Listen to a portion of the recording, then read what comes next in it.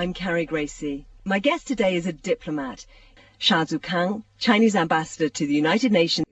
Talking about Taiwan, it's a fact that Taiwan is a part and parcel of China. It has always been part of China. Taiwan is the most important issue.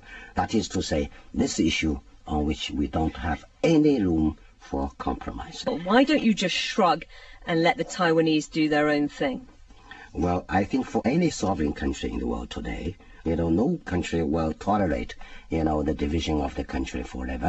We are product of history, product of the civilization. That's the way we look at it. And according to United Nations Charter, the sovereignty, territorial integrity is the most sacred thing. It should be protected. We treat territorial integrity more important than our lives. It's a very pragmatic approach.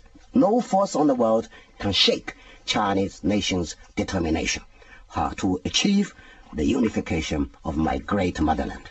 Let me say, the moment it declares independence by Taiwan, supported by whoever, China will have no choice. We'll do the business through whatever means available to my government. Nobody should have illusion on that. This obsession about Taiwan, it constrains your foreign policy. It forces you into straitjacket of talking about certain kinds of reactions which would inevitably, profoundly damage the economic development that's been so central to the Chinese project for the past 30 years. Economic development, we want it. Because without economic development, you cannot do anything else. It's very, very important. China is a developing country. To improve the standard of living of our people is the priority job of my government. And yet, if you go to war over Taiwan, then we go to war, but if we have to choose between sovereignty, territorial integrity, and economic development, we will choose the maintenance of state sovereignty and territorial integrity. This is the other core interest. But once we have achieved this integrity, we still have time to build our economy. But if China is forced to choose, I told you, we'll choose the territorial integrity. Well, it's a high price to pay for a few square kilometers. Yes, you are right. You are right. I said at any cost. It's not a matter of how big Taiwan is, how useful it is.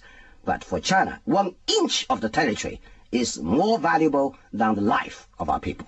We will never concede on that. About military might. China's leaders talk about peaceful development. Why then is China building up its military forces so assertively? China's military power or build-up military power is very much exaggerated. China is a huge country which, like any sovereign country, is entitled to national defense. And our military budget is very moderate, particularly in terms of per capita income. It's very, very low in the world. And yet the American Defense Secretary Donald Rumsfeld says that China is spending more than the government acknowledges, that it's expanding its missile capabilities, developing advanced military technology. And he says, why pour all this money into the military at a time when China needs as much as it can for its economic development, at the same time as China faces no threat from any other country? That's we don't need anyone to preach and teach us, and no one in the world is qualified to teach and preach China. And the United States, as far as the military business is concerned, U.S. is the least qualified guy to preach and teach China, because it has the biggest military arsenal in the world. It's the most advanced technology and science technology for their military build-up. It has the biggest military budget, yet this guy is telling us, China, you should stop. It's not in your interest. Okay, it's better for U.S. to shut up. Keep quiet. It's much, much better. China, the military build-up is not threatening anyone. It's for legitimate defense. If you don't have any ambitions, you should not be afraid of.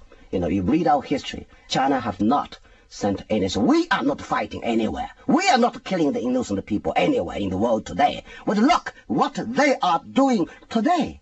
So, and we have to be careful to make sure no one in the world can harm China.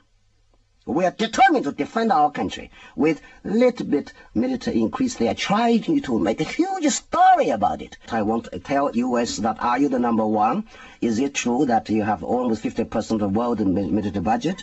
And why do you have that? And China's population is 6 times or 5 times that of the United States. China's territory is as big as the United States. Why blame China? No, forget it. It's high time to shut up. Don't preach and teach China. I'm sorry, because I'm being not diplomatic in using my language. Well, it's quite interesting, isn't it? But I feel very strongly about it. Yes, and it clearly makes you angry. We don't have any soldier abroad. We are not killing anyone. Look what the way they are doing in the world today, right? So, China is threatening. China's build-up is not in China's interest. Who knows China better? China itself knows it better. China is not a member of any military alliance. Look, being a superpower, it is building up all kinds of alliances in the world today. For the defense of the territory of the United States? Right. Don't tell us anyway. It's U.S. sovereign right to do whatever they deem good for them. But don't tell us what is good for China. Thank you very much. Our military capability is exclusively for the self-defense, to make sure to deter those who dare to harm China.